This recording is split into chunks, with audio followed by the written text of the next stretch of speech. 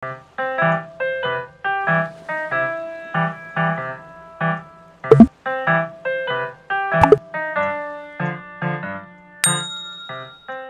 guys, welcome back again to my channel. Nama aku Natasha Deborah, dan buat kalian yang belum subscribe aku, kalian harus banget subscribe aku dulu. 5, 4, 3, 2, 1. Thank you.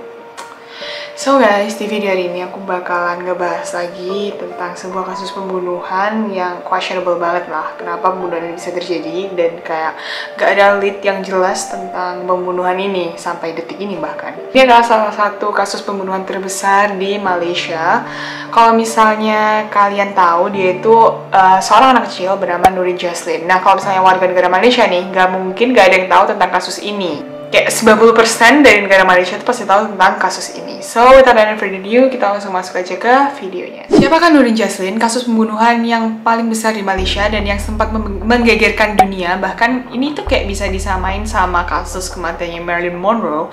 Karena saking banyaknya artikel yang bermunculan di internet, dan juga banyak banget yang ngebahas tentang kasus pembunuhan Nurin Jaslin ini. Jadi Nurin Jaslin ini adalah seorang anak kecil, gadis kecil yang imut banget. Dia itu umurnya baru 8 tahun, yang lahir pada tanggal 11 September tahun 1999. Nah, Nurin ini adalah anak kedua dari 3 bersaudara dari sepasang kekasih. Bapaknya yang bernama Jasmine Abdul Jalil berusia 33 tahun, dan ibunya yang bernama Norasian Destaman yang berusia 35 tahun. Dan Nurin ini juga memiliki seorang sahabat bernama Nurul Ainah Mdinu. Dan mereka berdua ini sama-sama sekolah di Kebangsaan Desa Setapak, dan juga mereka ini sama-sama menduduki kelas 2 SD. Nah, sahabatnya Nurin, yaitu Nurul ini, dia itu kayak suka banget sama rambutnya Nurin nih. Dia tuh sering bilang kayak rambutnya Nurin bagus banget ya, kinclong banget ya, panjang banget ya. Nah, maka dari itu Nurin tuh juga mungkin sadar kalau misalnya rambut dia ini bagus banget. Jadi dia itu suka banget minta ke bapak mamanya nih sebuah hadiah, yaitu hair clip. Nah, hair clip Nurin itu kan biasa kayak warna-warni nih, cuman Nurin itu selalu beli warna hitam kalau nggak warna silver. Dan Nurin itu selalu beli hair clip ini di pasar kayak deket rumahnya, pasar malam gitu guys. Nah, Nurin ini juga dikenal sebagai anak yang sangat pintar, terus juga kayak ceria banget, terus friendly banget. Bahkan Nurin ini tuh kayak bisa dibilang kayak teman idaman lah, karena dia itu cantik, pinter, terus kayak baik banget, jadi kayak nggak ada yang kurang lagi gitu loh. Dan anyway, pelajaran favorit Nurin di waktu sekolah itu adalah bahasa Inggris dan juga bahasa Malaysia. Oke, kita masuk ke kronologi kejadian. Jadi pada tanggal 20 Agustus tahun 2007, udah malam nih, Nurin itu minta sama emaknya untuk pergi ke pasar malam. Nah, biasanya Nurin ini selalu either ditemenin sama mama atau papanya, kalau nggak kakaknya Nurin, yaitu Jazira. Tapi pada hari itu mungkin kakaknya sama mama atau papanya itu mungkin pada sibuk nih, jadi nggak bisa nemenin Nurin. Jadi mamanya ini kayak memutuskan ya udah nggak apa-apa, Nurin pergi sendiri aja. Dan akhirnya Nurin keluar rumah pukul 8.30 malam. Nah, mamanya itu kayak emang membenarkan sih, kayak emang mamanya mengizinkan Nurin nih untuk pergi sendiri. Tapi kenapa? Mungkin kalian bertanya-tanya, kenapa kok bisa mamanya ini ngizinin Nurin pergi sendiri tengah malam lagi? Nah, mamanya itu bilang kalau misalnya, ya aku merasa kayak flat yang aku tinggalin sekarang ini itu deket banget sama pasar malam, dan Nurin juga pinter kan, juga udah tahu jalan, jadi kayak aku nggak merasa Nurin bakalan hilang atau tersesat. Tapi setelah sekian lama nih Nurin tuh nggak balik-balik ke rumah, mamanya ini mulai cemas nih. Karena sebenarnya Nurin ini kan punya penyakit, yaitu penyakit ginjal dan juga darah tinggi. Nah, waktu mamanya nyusulin Nurin nih ke pasar malam, mamanya kan langsung nanya ke semua penjaga toko di situ. Buat nanyain, kelihatan anak aku nggak, kelihatan Nurin nggak, sampai mamanya itu bahkan nyari di gang-gang kecil nih, jalan-jalan kecil. Cuman bener-bener mamanya ini sama sekali nggak nemuin sosoknya Nurin. Jadi kayak hari itu adalah hari terakhir mamanya ngeliat Nurin, dan sejak saat itu Nurin nggak pernah balik lagi ke rumah. Dan begitu mamanya tahu nih Nurin beneran fix hilang, mamanya tuh langsung ke kantor polisi untuk memberikan laporan nih anak gue hilang. Jadi bisa dibikin kayak missing report gitu loh. Dan sejak saat itu polisi juga langsung kayak bergegas untuk mencari Nurin, dan karena hal itu mulailah wajah-wajah Nurin berkeliaran di TV-TV dan juga di reportase-reportase nih. Jaslin ke dalam internet. Menurut Akbarin, sehingga kini tiada jalan penyelesaian diperolehi, plaintiff dan defendant berhubung saman berkenaan. Dalam samannya, Jasmine menamakan Ketua Polis Negara, Ketua Polis Selangor, Ketua Polis Daerah Petaling Jaya dan Kerajaan sebagai defendant. Kayak bahkan semua orang di Malaysia itu bisa dibilang kayak membantu mencari Nurin. Cuman sayangnya Nurin tuh nggak pernah muncul lagi. Gak tahu jadi keberadaannya di mana. Nah, kemudian ada tetangganya Nurin nih, dia itu ngomong nih ke mamanya, aku tuh kelihatan seorang pria berdiri di dekat mobil van putih, kira-kira dia usianya 20 tahunan lah. Dan dia itu narik Nurin untuk masuk ke mobil tersebut. Bahkan dia bilang kalau misalnya dia ngelihat Nurin itu emang mengelak nih, kayak nggak mau, tapi dipaksa. Kan ya kan bayangin lah, Nurin masih kecil dan ini sedangkan lakinya udah gede nih, jadi Nurin pasti kayak kalah body dan juga kalah energi. Dan juga karena ada report nih kalau misalnya Nurin menghilang, jadi kayak itu mengejutkan banget lah buat warga Malaysia. Dan akhirnya ibu-ibu Malaysia juga kayak jadi strict banget sama anaknya, kayak benar-benar nggak boleh keluar sendirian, kayak harus ditemenin dan kayak jangan keluar malam-malam karena mereka merasa kayak nggak safe kan, karena si pencurinya ini juga belum ketangkep. 1 bulan kemudian, pada tanggal 17 September tahun 2007, seorang supervisor toko yang bernama Chen Yang Fang berusia 32 tahun, dia ini lagi siap-siap kerja, dan di saat itulah juga dia itu melihat sebuah gym bag warna biru di depan tokonya dia. Nah, ketika dia melihat itu, otomatis dia menjadi orang pertama yang ngelihat gym bag itu dong. Tapi dia itu nggak berani ngebuka, karena dia merasa kayak ini bukan punya aku dan aku nggak ada hak buat ngebuka tas ini. Dan bahkan, Chen Yang Fang ini mengira kalau misalnya tas gym bag itu adalah milik Jack Yohot Lip, berusia 50 tahun selaku manajernya dia nih. Karena kebetulan Jack itu juga baru pulang dari Singapura, tapi Jack itu sama sekali nggak menyentuh tas itu sampai pada pukul jam 9 pagi. Nah, ketika jam 9 pagi Jack ini ngebuka tas itu, dia itu langsung kaget dan teriak karena dia itu merasa kayak, oh my god, isinya kayak gini banget. Dan dia itu langsung telepon polisi, karena hal pertama yang dia lihat adalah sepasang kaki. Nah, ketika Jack menemukan sepasang kaki itu kan polisi udah pada datang dan langsung mengidentifikasi kalau misalnya mayat yang ada di dalam gym bag tersebut adalah mayat anak kecil wanita sekitar umur 6-9 tahun. Nah, polisi kan langsung nyangkut-nyangkutin sama kasusnya Nurin nih. Polisi yakin banget kalau misalnya ini tuh emang jasadnya Nurin. Nah, karena polisi yakin banget nih jasad itu langsung dikirim ke postpartum untuk diidentifikasi lebih dalam lagi lah. Nah, karena itu polisi tuh segera nelpon orang tuanya Nurin dong. Ini aku barusan kayak nemuin jasad cewek, gadis kecil, bla bisa kesini nggak, bisa ngeliat nggak.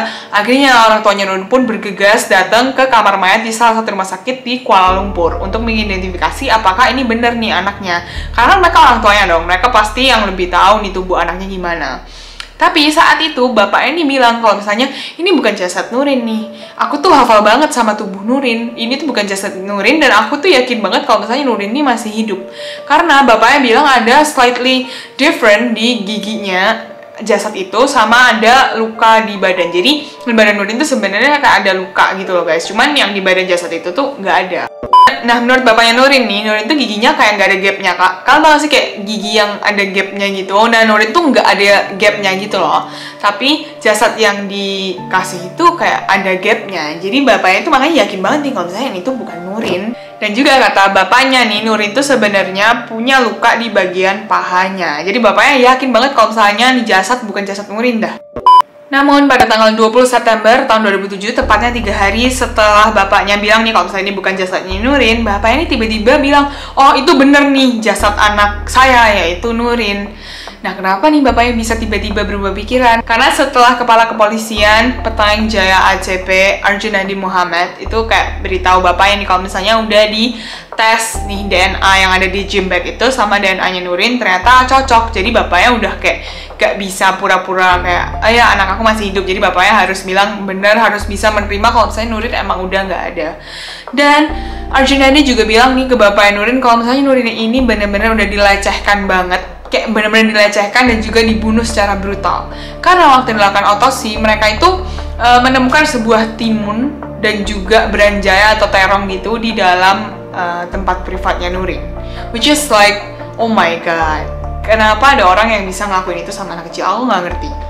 Kemudian pada tanggal 21 September 2007 nih, akhirnya jasadnya Nurin ini dimakamkan di pemakaman Islam di ibu kota di Taman Danau Kota. Dan karena hal itu dibentuklah sebuah tim khusus oleh Malaysia ini untuk mencari pembunuhnya Nurin sampai ketemulah dan bisa menyelesaikan kasus ini. Nah, sebuah tim khusus itu dibuatlah dan dipimpin oleh CID Federal Christopher Wan Suk Yen sebagai pemimpin dari tim khusus tersebut. Tapi yang perlu disayangkan, mereka ini nggak berhasil menemukan siapa sih pembunuh Nurin sebenarnya. Jadi sebenarnya pembunuh Nurin sampai sekarang juga masih kelayapan gitu, masih kayak berkeliaran di luar sana. Oke, sekarang kita masuk ke fakta-fakta yang ada. Fakta pertama, Nurin ini ternyata harus minum obat setiap hari. Kalau misalnya dia itu miss hari aja, dia itu bakalan mengalami pembengkakan dan bisa, ya paling worst sekiranya dia bisa meninggal. Nah, fakta kedua, banyak sekali orang yang berkontribusi dalam pencarian Nurin ini, termasuk warga Malaysia sendiri. Dan bahkan banyak banget orang yang menawarkan reward-reward yang gede banget seperti yang kalian bisa lihat di sini nih, kalau misalnya ada orang yang bisa menemukan Nurin. Fakta ketiga, ternyata Nurin ini adalah satu dari 17 anak yang hilang di Malaysia pada saat itu. Dan semua anak yang hilang itu semuanya di bawah 9 tahun, guys. Fakta keempat, setelah diselidiki, ternyata pada tanggal 28 September tahun 2007 ada 5 tersangka yang ditangkap. 4 tersangka pria dan juga 1 tersangka wanita. Tapi setelah dicek nih, 1 tersangka wanita tersebut dibebaskan karena memang nggak ada bukti-bukti yang kayak ada sangkut pautnya lah dia sama Nurin.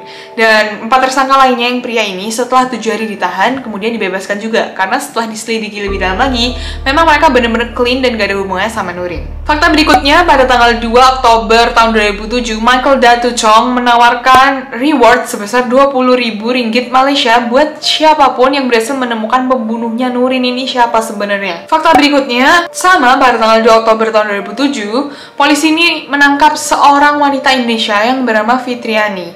Karena dia ini sebenarnya adalah penjaga toko, jaraknya itu 15 km dari tempat jasadnya Nurin ini ditemukan. Nah, kenapa polisi bisa menangkap Fitriani nih? Karena polisi itu mencurigai kalau misalnya Fitriani ini dianggap sebagai orang yang memberi makan Nurin ini selama Nurin ini dicuri. Nah, satu hal yang aneh dari Fitriani, ketika polisi ini datang ke situ, Fitriani itu langsung kayak cepet-cepet menelan SIM cardnya dia ke tenggorokan. Which is membuat semua orang merasa kayak, lah, lo kenapa harus telan SIM card lo gitu? Kalau misalnya emang kamu gak ada hubungannya sama pembunuhan Nurin, ya udah santai aja dong. Kalau misalnya orang bener kan gak takut ya. Tapi kenapa kamu harus telan SIM card kamu? Dan itu membuat orang-orang mulai berspekulasi yang aneh-aneh. Karena Nurin ini setelah dilihat-lihat nih, setelah di-track down, ternyata dia itu sering banget ke SMS polisi dengan bunyi SMS kayak, aku tahu Nurin di mana. Jadi seakan-akan membuat polisi ini bingung. Tapi setelah diinterogasi dan juga diselidik lebih dalam lagi, ternyata Fitriani ini melakukan hal itu atau memberi SMS-SMS yang ngaco nih pada polisi karena Fitriani ini hanya ingin membalaskan dendamnya pada para polisi. Karena Fitriani ini disakiti hatinya oleh seorang polisi. Jadi dia ini emang dari dulu udah sering banget mau mengacaukan kasus-kasusnya polisi biar kayak polisi ini mengalami kebingungan gitu loh. Jadi emang purely balas dendam. Kemudian majikan Fitriani ini juga membantah adanya ikut campur Fitriani dengan pembunuhan Nurin. Karena pada saat CCTV Nurin tersebut dirilis nih, Fitriani ini memang benar-benar sedang menjaga toko. Nah, dari kesaksian Fitriani nih, dia itu emang kan udah sering nih ngirim-ngirim SMS ke polisi. Dan itulah alasan kenapa Fitriani langsung cepet-cepet nelen SIM card-nya waktu ada polisi datang untuk menginterogasi dia. Karena dia takut kayak, kira-kira gue kena marah nggak ya, bla bla bla, kayak gitu loh. Tapi Fitriani ini tetap harus serve kayak di dalam penjara selama 7 bulan karena ternyata Fitriani ini ilegal gitu masuk Malaysianya. Jadi dia itu nggak punya dokumen-dokumen yang legal buat dia stay di Malaysia. Dan fakta yang terakhir, pada tahun 2018 ayahnya Nurin ini minta lagi request gitu ke polisi untuk tetap menindaklanjuti kasusnya Nurin ini sampai ketemu siapa pembunuhnya. Namun sayangnya sampai sekarang tahun 2021 pihak kepolisian Malaysia ini sama sekali belum bisa mengidentifikasi siapa sebenarnya pelaku pembunuhan Nurin. Dan di sini aku cuma mau bilang sama kalian, kita ini sama sekali nggak tahu ceritain Nurin sebenarnya gimana, siksaan yang gimana yang harus Nurin itu lalui karena dia kan kayak masih kecil dan juga dia tuh gadis cantik yang pinter banget. Dan kayak aku tuh sangat menyayangkan kenapa pelakunya bisa tega banget sama seorang orang kecil yang nggak ada dosa gitu loh. Kalau misalnya lo dendam sama orang tuanya, ya lo kejar orang tuanya, jangan sama anaknya gitu sih menurut aku.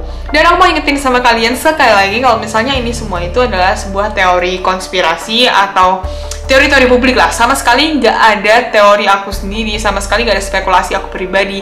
Jadi di sini kita bisa bahas tentang kasus ini bersama-sama. Kalau misalnya ada salah kata dari aku atau ada salah informasi dari aku, kalian boleh banget untuk benerin aku di kolom komentar di bawah, dan juga kalian bisa ngebahas bareng aku di kolom komentar di bawah. Jadi segitu aja guys buat video hari ini. Jadi menurut kalian gimana? Apakah Fitriani pembunuhnya ataukah emang pelakunya dendam sama orang tuanya Nurin makanya mereka ngebunuh Nurin? Tulis komen kalian di bawah. Thank you so much guys for watching my video. Jangan lupa buat like, share, komen, dan juga subscribe ya guys. Bye guys, see you guys in my next video.